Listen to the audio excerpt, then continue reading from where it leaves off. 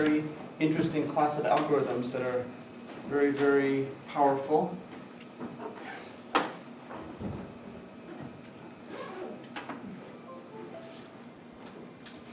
And how many of you have heard of something called FFT? FFT? No? Nobody? One person. How many people can spell FFT? Good. All right. So FFT. How many of you have heard of the Fourier transform in mathematics? You might have heard it, right? You might have done it for signal processing. So Fourier transform is a way of processing an equation or a continuous function, whereas the fast Fourier transform is a way to deal with discrete expressions. So that's why in algorithms and in computing, we're very interested in FFT. So now FFT has a lot of different applications to different types of problems. For example, we can use it for image processing. Processing images is basically a set of discrete points. We can use it for any kind of signal processing, audio processing, video processing. We can also use it for polynomial multiplication. So polynomial multiplication is the multiplication of two polynomials. Now, if you think about it, we have a polynomial. Polynomials have a degree. For example, a polynomial of the fourth degree is a fourth power, x to the fourth, x to the third, x to the second, x to the first, constant. So a fourth power polynomial has at most 5 terms. A fourth power polynomial has at most 5 terms. A quadratic polynomial, second power, has at most 3 terms.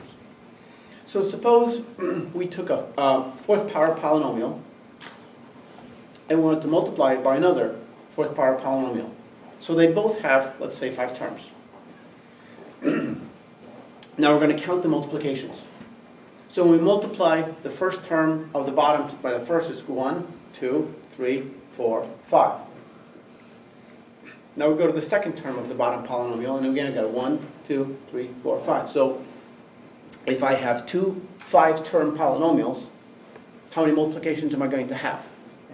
25. So I'll basically have the number of terms of the first times the number of first and the second.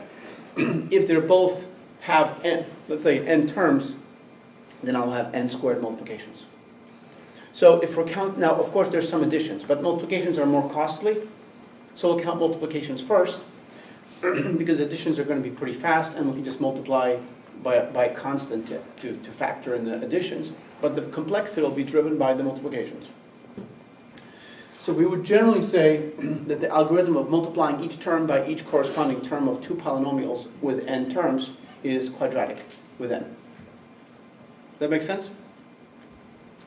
And it doesn't make any sense to try to improve this complexity, because if I need to multiply each of the terms by each of the terms, it's n squared. Which one am I going to skip to try to give this algorithm? Well, it turns out we have a surprising result using this FFT. And to get into it, I'm going to talk a little bit about these multiplications. So basically, now, we can say the following things. So a polynomial of degree n minus 1 is determined completely by its value at n points. So for example, let's say we have a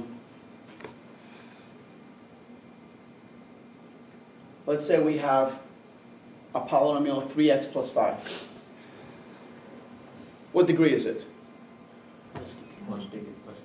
First degree. So therefore we will say n minus 1 is equal to, the degree is equal to, n minus 1 is equal to 1. N minus 1, the degree n minus 1 is equal to 1. So therefore n is equal to 2. And so therefore 2 different points define the polynomial 3x plus 5. Why? Because it's a line. If you give me 2 points, I can define it. So 2 points can define a line. So therefore, a polynomial which is quadratic, where 2 is equal to n minus 1, that's the case where n is equal to 3.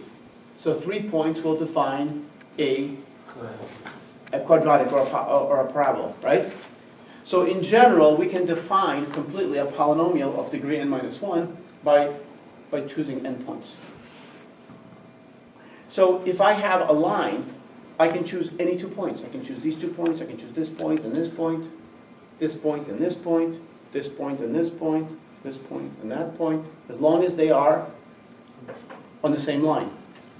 Any 2 of those points define the line. Any 3 points on a parabola will define that parabola. Any 4 points on a cubic equation will define that cubic equation. Okay? So now, how can we get at the cubic equation? Well, let's back up a little bit. So you can see over here, this is a cubic one, determined 4 points. Linear described 2 points. So what we're going to do, we're going to take the multiplication of 2 polynomials of degree n minus 1. And again, we're using n minus 1 because we're going to use n points to define them. So we're choosing n minus 1 to be the order, not the order, but the degree of the polynomial. So the degree is n minus 1. So for example, notice that degree here is equal to, degree is equal to 2. So n minus 1 is equal to 2. And so therefore, this is defined completely at how many points? 3 points. 3 points. So when we multiply these polynomials together, we get this polynomial. And this is just, again, 1, 2, 3, 4, 5, 6, 7, 8, 9 multiplications, and add all the like terms. Now, since we multiply 2, the polynomial degree is n minus 1, 2 times 2 is 4, right? Therefore, it's going to produce a 4th power polynomial, and that degree, and that polynomial is n minus 1 is equal to 4. It will completely determine in how many points? 5. So we need to find a product polynomial value of 2n minus 1 points, which is going to be 2 times 2 minus, which is going to be 6 minus 1 is 5. So what we're going to do is we're going to simply multiply. So I can evaluate P3 at 5 points, and I can evaluate P4 at 5 points, right? Then I can multiply the corresponding points, and I'll get 5 points on the product polynomial. Okay? Then I can take the value of those 5 points and then determine completely the 4th power polynomial that the product determines. Does everybody follow what I'm saying? No. How many people get it? What I'm saying? How many people need another shot at it? All right. Good. Thank you. Okay. So I'm going to multiply these 2 polynomials together. Now this polynomial is completely determined at 3 points, so is this one. But they're different polynomials. I'm not so interested in these polynomials. I'm more interested in the product of P3 times P4. So P3 times P4 happens to be this polynomial, but we might not know it. But I do know that P3 times P4 will produce a 4th power polynomial different from P3 and different from P4. Knowing that it will produce a 4th power polynomial where 4 is equal to n minus 1 and n is equal to 5, the product of these 2 is completely determined by 5 points. So what I'm going to do is I'm going to multiply P3 by P4, not generally to get the polynomial, but I'm going to multiply specifically. Let's say I choose the first point is 0. If the first point is 0, P3 at 0 is 1, and P4 at 0 is 2. So that means the point when x is 0, y is going to be 2 on the polynomial P3, P4 product. You follow what I'm saying? Yeah. When x is equal to 1, this will be 2 minus 3 is going to be negative 1, 0. So that means the point what is going to be on the polynomial? 0. The point 1, 1, 0. When x is equal to 2, this is going to be 8 minus 6 is 2, plus 1 is 3. And this is going to be, when x is 2, it's going to be 4 plus 4 is 8 plus 2 is 10. So multiply 10 by 30. So we get 30. So the point 230 is on the product polynomial. I'm going to do it for 5 points. And those 5 points will completely determine the product P3, P4. And P3, P4 is the product polynomial. So we can find the value of this product polynomial, which is this, by evaluating the two polynomials at the point and multiplying the results. Okay, and that's kind of what I'm going to show you here. So, okay, so that's what we talked about going on. So let's look at an example. So we'll say polynomial 1 is px, polynomial in x. Qr is the second polynomial in x. P and q are two different polynomials. And when I multiply them together, I get a polynomial in x called r. Result. Multiply p by x, I get r. Now, if, for example, px happens to be this polynomial, and q happens to be this polynomial, then what I'm going to do is I'm going to choose to evaluate p at the numbers -2, -1, 0, 1, 2. That's 5 points. You understand why I'm choosing 5 points? Because the product is a fourth power polynomial defined at 5 points. So I'm choosing 5 points. I'm specifically going -1, -2, 0, 1, 2. So, for example, p at -2 is going to be 4 minus 2 plus 1 is going to, well, did I get it wrong? 4 minus 2 is 2, so it's going to be 3. Q at -2 is going to be 4 plus 2 is going to be 6, plus 2 is going to be 8. So that means the product polynomial r at the point -2 should be 24, because 3 times 8 is 24. And I did it 2, 3, 4, 5 times. So I have 5 points on the polynomial, which I can graph. I know it's a fourth power polynomial, which typically looks like this, or typically looks like this. Looks like a W or an M, depending whether it's feeling positive or negative for the lead coefficient. So coefficients are, now, how can I find out the polynomial? Because we don't know what R is. We know that R passes through these points, but we don't know exactly what the equation for R is. So we can find the coefficients for R by using interpolation, something called the Lagrange formula. Okay, and it looks very complicated. So complicated. But I'm going to show you how it works, but we're not here to learn about Lagrange formula per se. I'm just going to show you it can be done. So basically what I'm saying is if I have those 5 points, I can now determine the product polynomial R using this formula. And what I'm going to do is, so because the formula is how many times, so notice that we sum how many times? 1 through n. What's n? That's basically going to be the number of terms that we produce. So in this case, we're going to go from 1 to n is going to be 1 to 5, because we have 5 terms, 1, 2, 3, 4, 5. But because this produces too many, I'm going to pretend that our polynomial r is defined completely at 3 points. So what I'm going to do is I'm going to determine the coefficients of r, because basically the coefficients of r will be constant, first power and second power. Okay? So what I will do is, notice that this is the r, so that means that the r polynomial, which is the product polynomial, passes through the points 1, 3, 2, 7, and 3, 13. Now, the Lagrange formula says, for each of these points, do a summation of a product. So you're going to add a product, add another product, and then add another product.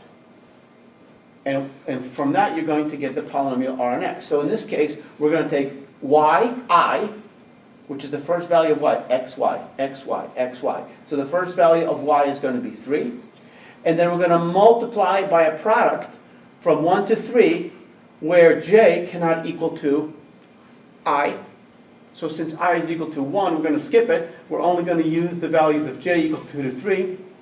And we're going to multiply x minus x2 over x2 minus x1. Okay? And so what we have is x minus x2, which is 2, over xj, which is x1, minus xi, which is 2. And then we're going to take now when I is going to go to 2, it's going to be x minus x2. So it's going to be x minus 3, 3, because this is 0, 1, 2, x minus 3 over xj, again, the j is an outside, which is going to be 1 minus xi, which is 3. So we're going to have 3 times this product. Next, we go to the next term of the summation. J goes to 2. When j goes to 2, y is 7. And then we're going to multiply the values of I from 1 to 3, or from 1 to 3, skipping 2. We're going to skip this, so therefore it's going to be 7. Notice that we're going to skip 2. So therefore, you can see that we're going to get this one, and this one, plus this one, this one. So basically, once you multiply this out, add, multiply this out, add, multiply this out, and simplify it, you get x squared plus x plus 1. That means that the second power parabola, which passes through the point 1, 3, 2, 7, 3, 13, is this parabola. This is the parabola. So we can determine uniquely, through 3 points, any parabola. Okay. So what is the complexity of this polynomial multiplication? All right. So, so basically, of course, you can see that we're doing how many multiplications here? 1, 2, 3. Okay. So there's a considerable complexity for the Lagrange formula. The Lagrange formula is old. It's been around for a long time. It has a quadratic complexity, so it's not necessarily going to give us a good solution, but it will show us that there is a solution that we can obtain. We can go backward. Okay, so now notice one more thing. When I chose to evaluate the quadratic product, or the polynomial product at 5 points, I chose -2, -1, 0, 1, 2. Those are correct choices. Any choices are correct, because these polynomials exist all over the x-axis, all over the y-axis. So you can plug in anything for x, because the domain is all real numbers. Okay? So what we're going to do is we can actually choose something very sneaky, and that is not use real numbers, but use actually complex numbers. And using complex numbers gives us very surprising and desirable results. So let's talk a little bit about complex numbers. Specifically, we want to look at the complex number, which I call the complex roots of unity. What's unity mean? 1. 1, unity. So for example, what's the square root of 1? 1. Very good. And what is -1 squared? Also 1. So we would say that 1 and -1 square to unity, right? 1 and -1 square to unity. So therefore, now do you know any other numbers that square to unity? Square to unity. No. Pretty much it. So actually, there happens to be 2 of them. So there are 2 numbers, so we call them the second roots of unity. The second roots of unity. Why second? Because when you raise them to the second power, they produce unity. But it may surprise you, or it may not surprise you, that there are other roots of unity. For example, if we go to different roots, we can have the fourth roots of unity. The fourth roots of unity are numbers that raised to the fourth power produce unity. You probably know one of them, which is? 1. And you probably know another one, which is? -1, when raised to the fourth power. But there are 2 more of them. In fact, when we're talking about the nth roots of unity, like the fourth roots of unity, there are 4 of them. When we talk about the second roots of unity, there are 2 of them. So 2 numbers squared to be unity, 4 numbers raised to the fourth power produce unity, 6 numbers raised to the sixth power produce unity, n numbers raised to the nth power produce unity, so there are nth roots of unity. We are specifically more interested in the even roots of unity than the odd roots of unity. But they all exist. And they're all kind of based on some kind of a complex / trigonometric circle. Okay, as you're going to find out in a minute. So, what is the imaginary unit I? It is the square root of -1. So I is the square root of -1. So if you take I, multiply it by another I, you're going to get -1. But if you're going to multiply it by I and I again, those 2 are also going to make -1. And when you multiply them together, they're going to produce unity. So that means that I is going to be a fourth root of unity. Now what about the fourth root of unity? Because so far we have 1, -1, and I. What do you think else would go to the fourth power and produce 1? Well, try negative I. If you have negative I times negative I times negative I times negative I, you know all those negatives are going to go to positive. So you're going to get I multiplied by itself 4 times. You're going to get 1. So I, negative I, 1, and negative 1 are the 4 fourth roots of unity. Things get a little bit more strange as we go to the 6th roots of unity, the 8th roots of unity, the 256th roots of unity. But there are 256 of those. Okay, and I'll show you how to find them. I don't think we need them very often, but they are there in case you need them. Okay, so basically, we're going to. And the reason the reason that the roots of unity are so interesting, they're complex numbers, but when you raise them to the power of their root, they actually become real. So the nice thing about complex numbers is when we multiply sometimes complex numbers together, we end up getting real results. So they're very, very useful. So for example, let's say we have 1 plus I to the fourth power is -4. So what does that mean? So basically, if I square both sides, if I square this, I'm going to get 1 plus I to the 8th power. And if I square -4 multiplied by itself, I get 16. Okay? Then if I divide the equation here by 16, I'm going to get here, of course I'm going to get 16 is equal to the square root of 2 to the 8th power. Because the square root of 2 to the 8th power, why? Why is this going to be equal to this? What's the square root of 2 to the 8th power? Well, it's the square root of 2 times the square root of 2, which is 2. Times 2, times 2, times 2. So 16 is equal to the square root of 2 to the 8th power, right? Yeah. So therefore, we can rewrite this as 1 over square root of 2 plus I over the square root of 2 to the 8th power is equal to 1. And that gives us the definition of these 8th roots of unity. So there are exactly n complex roots of unity, and so we can say, we can use the little letter omega, omega to the nth equal to 1. Let's take a look at some of these specific roots. So basically, we start with, if, for example, if this is the 6 roots of unity, they're going to be omega. 6 is the root of unity that we're talking about, so it's the 6th root of unity. And so we start with the 0, 1, 2, 3, 4, 5. So omega 6 to the 0 power is 1. So therefore, we'll say the first 6th root of unity is 1. In fact, since omega n starts with omega n0, 1 is always the first root of unity of any number, of any unity size. So omega 6, omega n, anything, is 1. However, so that's always 1. So that's kind of boring, but it's important to know. However, omega 6,1 or omega n1, the second root of an even root of unity, always will be called the principal root of unity. It's very, very important. It's a principal root. In fact, if you start with this one and you multiply by the principal root, you get the principal root. And if you take the principal root and you multiply it by itself, you get the second 6th root. And when you multiply the second 6th root by the principal root, you get the third.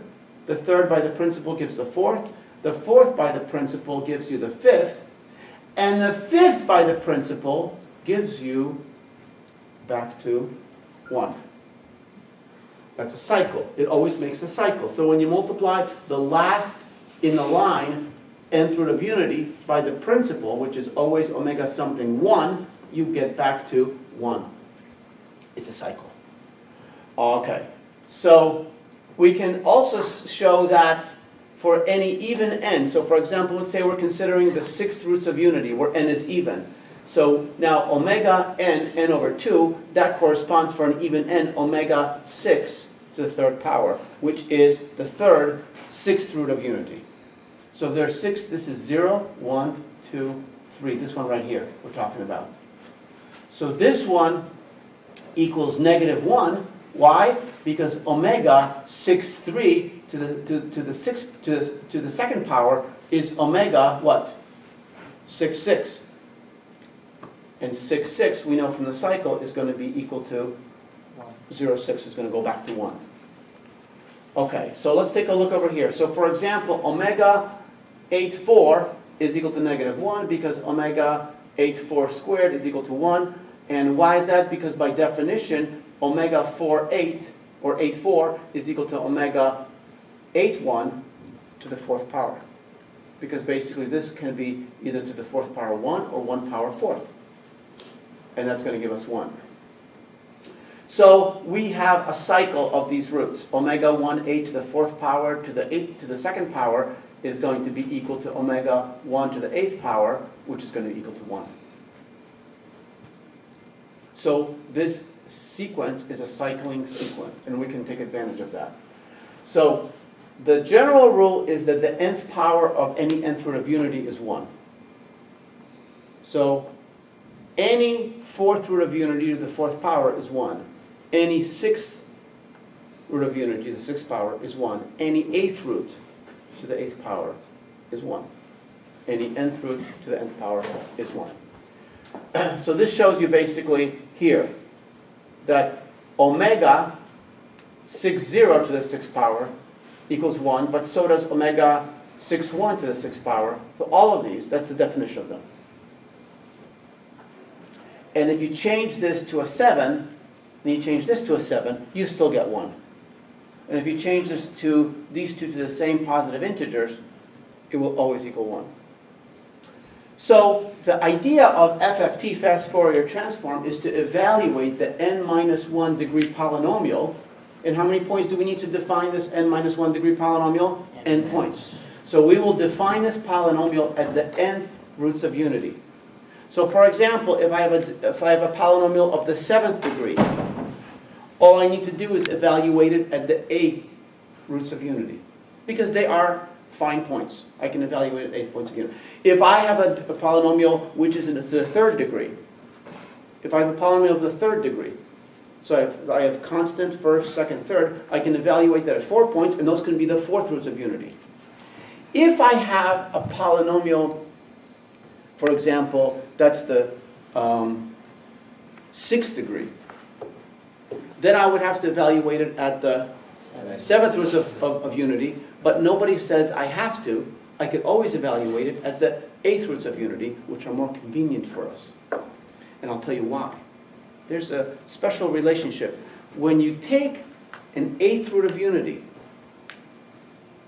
and you square it, you get a 4th root of unity. And when you take a 4th root of unity and you square it, you get a 2nd root of unity, and those numbers are also known as 1 and negative 1. And I'll show you why that's the case. So we'll always choose to evaluate our polynomials at the 2 to the k power of unity. So we'll choose to evaluate, if we need the 7th roots of unity, we'll go 8. If we need the 11th roots of unity, we'll go up to 16. Because from 16 we can go 8, 4, 2, 1. Once we go to 1, we evaluate very quickly. Okay, so you'll see why this is a property.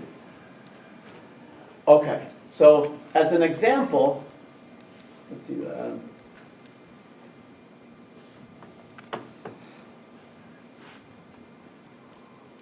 Okay, so let's say n is equal to 8.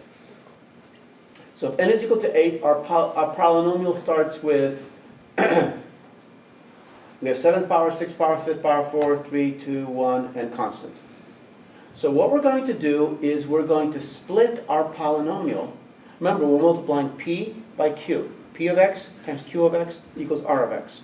So we're going to take p and evaluate it, okay? But what we're going to do, first of all, is split it. So we have the constant. We'll take this term, we'll take this term, and we'll take this term. So what terms do we take here? So those are the even power terms, x to the 0, x to the 2, x to the 4, x to the 6. Now here, what we did was, we took the odd terms, P1, P3, P5, P7. But what we did was we factored out an x. By factoring out an x, the inside of the parentheses is even again. So therefore this is x to the 0, x to the 2, x to the 4, x to the 6, just like this one, except that the coefficients are different. So therefore, what our approach is going to be is we're going to split the polynomial into two pieces. The left polynomial, which are going to be only the even terms of x squared, because this is basically x squared to the 0. This is now x squared to the 1. This is x squared to the 2, x squared to the 3. So the polynomial in x squared, right? Which seems like, okay, it's kind of silly, but it's going to actually be a very good reason for it. And the second part will also be the right side of the polynomial, which will be also in x squared, but we have to remember that it is an even power, except that we have to still multiply it by x, because we did pull it out to make it even. So the question is, why is it advantageous for us to express p of x to the first power as pl of x to the second power and pr of x to the second power? Because evaluating at the eighth roots of unity, okay, is equivalent to evaluating this one at the eighths of unity squared, which are the fourth roots of unity. And you'll see this in a second on the next slide. So, if you square a root of unity, you get another root of unity. So, suppose we consider one of the nth roots of unity. So, I don't know which one, 0, 1, 2, 3, 4, 5. The principal one is 1. The first one is sub-0. So, take one of the kth nth root of unity. If you square a root of unity, you get the 1/2 nth root of unity. So for example, given we have an eighth root of unity, so in this example I have omega 8(2), so this is the second eighth root of unity, and I'm going to square it, I get omega 8(2) squared, I get omega 4(8). Okay? If I get omega 8(4), and I raise it to the fourth power, I get omega 16(8), which is equal to 1. Okay, well basically this is a fourth root, and I squared it, I get equal to 1. Which means that if you take omega 4(8), you're going to get a value of omega, some kind of a fourth root of unity. And so some kind of fourth root of unity. In general, omega kn squared to the n over 2 power is going to equal to 1. Think about it, this is going to be k times 2 is 2k. N over 2, you're going to get 2n, that's going to be equal to 1. So if you square, and I'll show you an example how that works right here. So let's look at the eighth roots of unity. So a degree 7 polynomial has 8 coefficients, which we can evaluate at the eighth roots of unity. And the eighth roots of unity are, here we go, omega 8(0), 8(1), 8(2), 3, 4, 5, 8(7). Now, but omega 8(4) is equal to -1. We know that basically omega n over 2 is -1. We like it, that's why we like even roots of unity, because the even roots of unity always include 1 and -1. Because -1 to an even power, 1. 1 to an even power, 1. So when we're talking about the even roots of unity, we always have 1 and -1. And specifically what we get is, this is always 1. Omega 0(8), omega 8(0) is always 1. And then omega n over 2 is always -1. But remember how we calculate the roots of unity. This is 1. This is the principal root.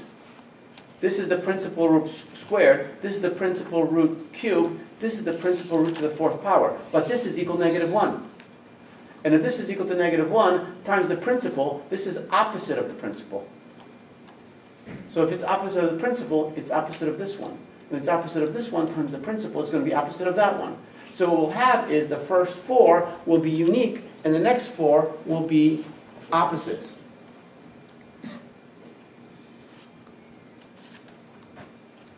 So the eighth roots of unity essentially are omega 8(0), 8(1), 8(2), 8(3), and then opposite of 8(0).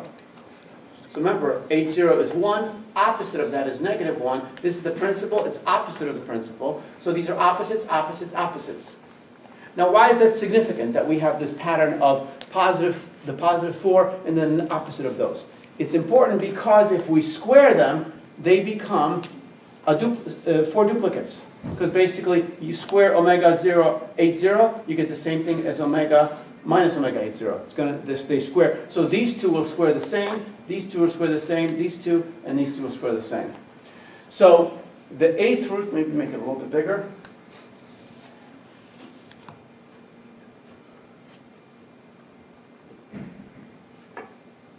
So squaring each of the 8th roots produces 2 consecutive sequences of the 4th roots of unity.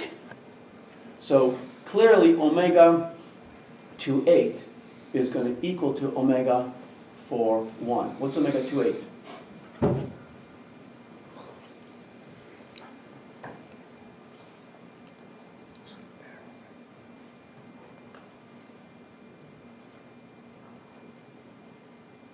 Okay, so take a look over here. So omega 2, 8. So this is what?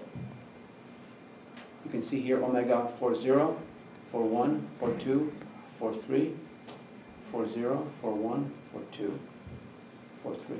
So these are the 8th roots of unity squared. So this is going to, when you square an 8th root, you get a 4th root. So this gives you 1, gives you 1. When you take the principal, you square it, you get the principal of the 4th. This one squares here, this one squares here. But this one is the opposite of that one, so it squares the same as that. This one is the opposite of this one, so this one squares the same as that one. So we get 2 sequences that are repeating sequences.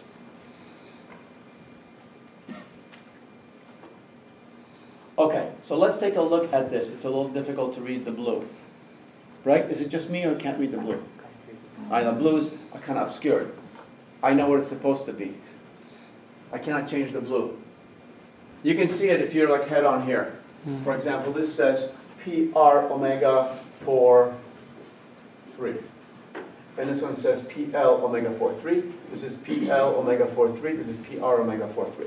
Okay, so what we have here, what I have here is I'm going to take a polynomial in X. So imagine I'm going to multiply a polynomial to the 3rd power, P, by a polynomial R to the 3rd power. That's going to produce a polynomial to what power? 6th power, which will be completely evaluated how many places? 8. In 7 places, but I'm going to choose 8. Why? Because I want to use the even roots of unity. So what I'm saying here is this. The polynomial in X evaluated at the 8th roots of unity is going to equal to the polynomial left polynomial in X squared evaluated at the 4th roots of unity. Because X squared means I'm squaring the 8th roots, which means I'm producing the 4th roots. And how many 4th roots are there? 4. How many 8th roots are there? 8. 8. So what I'm doing here is I'm doing 8 multiplications here to evaluate it. But here on PL, I'm only doing 4 from the 4th roots. But then I have to do 4 more on the right polynomial evaluated 8 squared at the 4th roots of unity. But I still have to remember I have to multiply it by X. And X is still what? What kind of a number is X? Remember, I'm multiplying. You forgot my PLPR? So remember what PLPR was. PL basically pulled out all of the even powers. And then took out the odd powers, but pulled out an X. And I'm evaluating this at what? At the 8th roots of unity. So therefore X is equal to the 8th root of unity. When I square it, it becomes a 4th root of unity, but I'm not squaring it here, so it stays as an 8th root of unity here. So therefore what I have here, so I have the polynomial at omega 8, 0 is going to be the left polynomial at this squared. And this squared is omega 4, 0. PR is going to evaluate it at omega 4, 0 also, but I have to multiply it by omega 8, 0, because that's the part that's factored out. That's still the 8th root of unity. And so forth. So now I'm going to evaluate this polynomial at the second number. The second number will be the principal 8th root of unity. And that's going to be PL at, when you square that, because I'm evaluating the L polynomial at square, so when you square the principal 8th root, you get the principal 4th root. Plus omega 8, 1 of the principal 4th root of the right polynomial, evaluating that. Of course, this is going to be the next one. This is going to be omega 8, 2 by the right at the second 4th root of unity. And this, as I mentioned to you before, is going to be PR omega 4, 3, PL omega 4, 3. Now, if you look very carefully, look at this one right here. Do you see that this is the same as this? Yeah. And this is the same as this? And this is the same as this? And this is the same as this? In fact, this is the same as this, except for the coefficient here, we have omega 80 Negative. minus, and here omega 80 positive. So this, once I evaluate this, I'm done, and I simply reuse this result and do this extra multiplication. Here, once I'm done, I'm done. So what we have is the PL, the left polynomial at x squared at the fourth unity. I'm going to split it again. Divide and conquer. Divide and conquer. So the polynomial will be equal to PL and XPR, and PL will be PLL and x squared PLR. So LL means that this is the left part of the left part. But now when we do that, we're taking the even part, so now we have x to the fourth power, which means my eighth root of unity becomes a fourth root of unity, and now becomes a second root of unity, which is 1, negative 1. So to evaluate this, if this is being evaluated eighth roots of unity, this is now being evaluated at 1, negative 1. Okay, and then I'm going to have the right side of the left split evaluated the fourth roots at the second roots of unity times x squared. What kind of root of unity is this going to be? 4. That's the fourth root of unity.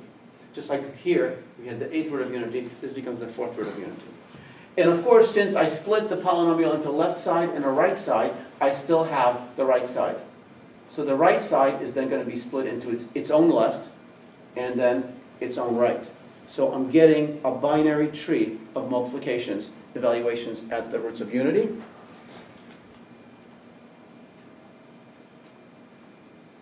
So PL is evaluated 4 times, PR is evaluated at 4 values here. If we evaluate the whole polynomial at the eighth roots of unity, what we're really doing is evaluating PL and PR at the fourth roots of unity, which is basically evaluating PLL, PLR, PRL, PRR at the second roots of unity, 1 and negative 1. So this is the last step, as the second roots of unity are just 1 and negative 1. Assuming that n is equal to 2 to the k, that means we're using the roots of unity, which are 2, 4, 8, 16, 32, 64. Assuming that our roots of unity are power of 2, the recursion needs to go through log 2n levels for an evaluation of n equals to 2 to the k roots of unity. So what we have is Tn is equal to 2 times T of n over 2 plus n. This is our recurrence. So this is the split, and this is the actual work. The actual work is still linear. Where's the work coming from? The work is right here. So basically to do this, we still have to do the linear work, because we have to do all of these evaluations and additions. So the work is linear, and this is the split, and this is 2 means this is for the left split, and the other one is for the right split. Each one is requiring half the work from the level before. So we have 8 multiplications plus recursively twice at 4 multiplications. So when you do twice at 4, you're going to get n over 2, n over 2. So you're going to get n, you're going to get n over 2 twice, you're going to get n over 4 4 times, n over 8 8 times. It's always going to be n, but the number of times you chop it in half is going to be log 2n. And that's where we get our complexity. So we have achieved at this point the complexity of theta n log n, multiplication of polynomials. And we have Rx, which is our product, is equal to Px times Qx, evaluated at the roots of unity. Okay? Let's see if I have this here. So, now all we need to do at this point is to find the coefficients of the product polynomial R, which has the values here. So this is going to be our values that we're interpolating. So this process is called interpolation. Okay? And so we will let S of x, our polynomial S of x is equal to the polynomial to all the different values, and we can interpolate the values of S0, S1, S7 is equivalent to computing the coefficients of R1 to R7. All we need to do is evaluate Sx at the inverses of the complex roots of unity. To do that, our evaluation is going to be, again, n log n.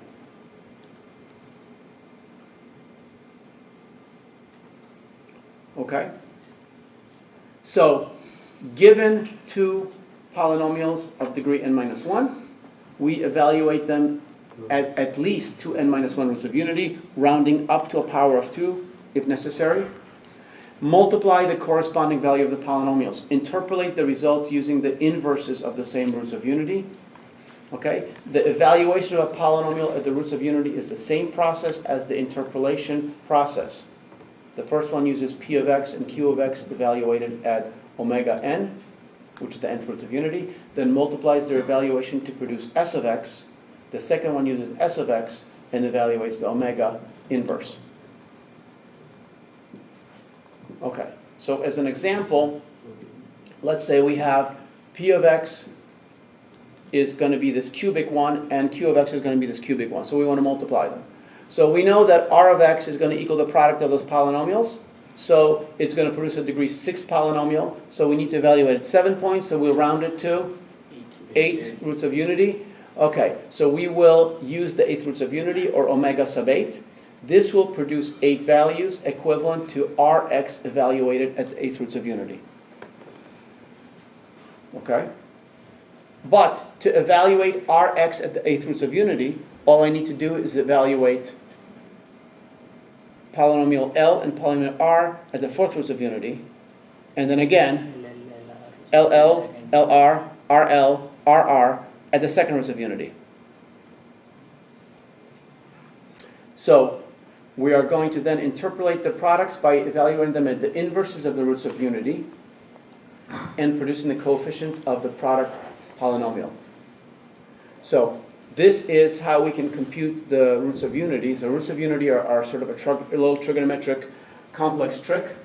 So what we have is, in general, omega, the nth kth root of unity, is equal to the cosine of 2 pi k over n plus I sine of 2 pi k over n. So for example, if we want to do something very simple, so the second roots of unity are going to be the cosine of 0 times I sine of 0, which is going to be 1 plus I times 0, which is going to be 1. And the omega 1, 2, so this will be the principal. This is 1, this is the principal. Second root of unity is going to be negative 1. And that's going to be cosine of pi times I sine of pi. Because basically we're going to have, when n is equal to 2, this is going to be 2 over 2, which is going to be 1. So when k is equal to 0, you're going to get cosine of 0 plus I sine of 0.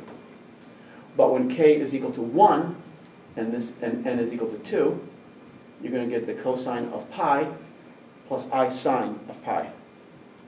So in that case, it's going to be cosine of pi is going to be, cosine of 180 is going to be negative 1, plus I times the sine of pi, which is going to be 0. Those are the roots.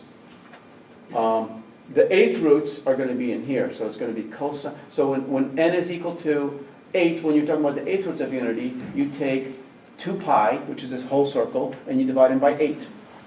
So what you have is 2 pi over 8, which is pi over 4, and you're going to multiply it by k. So 0 pi over 4, 1, 2, and 3, 4, 5, 6, 7. So you're going to go basically, each of them is going to be 1/8 around the circle, starting with 0 to 7/8 around the circle.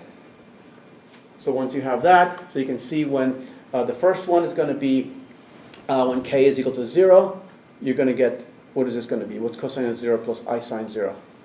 1 plus That's always 1, right? So the first root is always 1.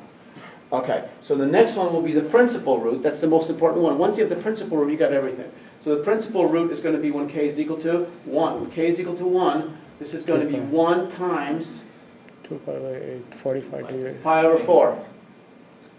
So it's going to be pi over 4, Cos pi over 4, pi over 4, pi over 4, pi over 4, pi over 4. You know, you have, how many quarters do you have? 4 quarters. 8 quarters. Because you got 2 pi, right? Okay, yep.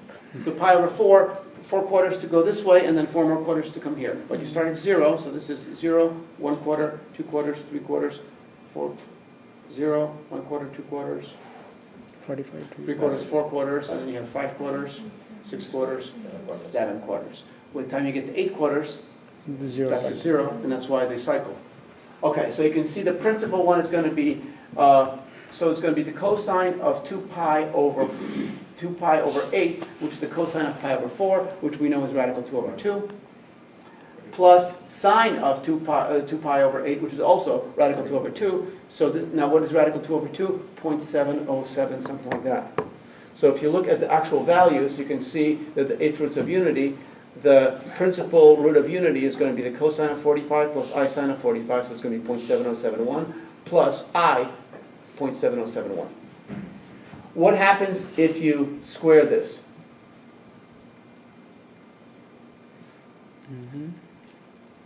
What happens when you square the principal eighth root of unity? 24. You're going to get a fourth root of unity. What happens when you square it again? Second root. You get a second root of unity, which is 1 or negative 1. 1 or negative 1. Okay? These are the fourth roots of unity. We kind of talked about that already, right? Same thing. So here, all we need to do is cut the circle into n parts. So if we're talking about the nth roots of unity, it's going to be 2 pi over n. So it's going to be 2 pi over 4. 2 pi over 4 is going to be what? Pi over 2. So pi over 2 is 90, 180, 270. Pi over 2, 2 pi over 2, 3 pi over 2. 4 pi over 2, you're back to here. So you can see here, this is going to be 1. I is the principal fourth root of unity. Notice it's 1, I. Negative 1, negative I. So always in even roots. The second half is just the opposite of these. That's why when you square them, basically they become duplicates. And that's the advantage. That's what gives us the very fast ability to multiply. So this type of approach, FFT, is basically always using these complex nth roots of unity because of the characteristic of squaring an nth even root of unity, getting an n over 2 root of unity. So if you start with 16, you're going to go 842, and right away you're in real numbers. So now you can evaluate. Okay? So this approach, when you study this FFT, so FFT takes an algorithm which appears to have no better solution than n squared and brings it into n log n. So it makes it, now, n squared, you say, well, n squared is not so bad. Well, you know n squared can be very bad when you have to do millions or billions of computations. It becomes intractable. It becomes very, very hard. So therefore, there are two places where n squared is no good. Number one, when you have a very large n. Very large n makes n squared impossible. Like if you have a million computations, then it's a million times a million. That's a trillion. That takes a long time. So that's bad. Also, another place where quadratic is bad, if you have to continuously, for example, let's say you are continuously computing polynomial multiplication, continuously, in real time. And you need to do it in this much time, but you're doing it in this much time.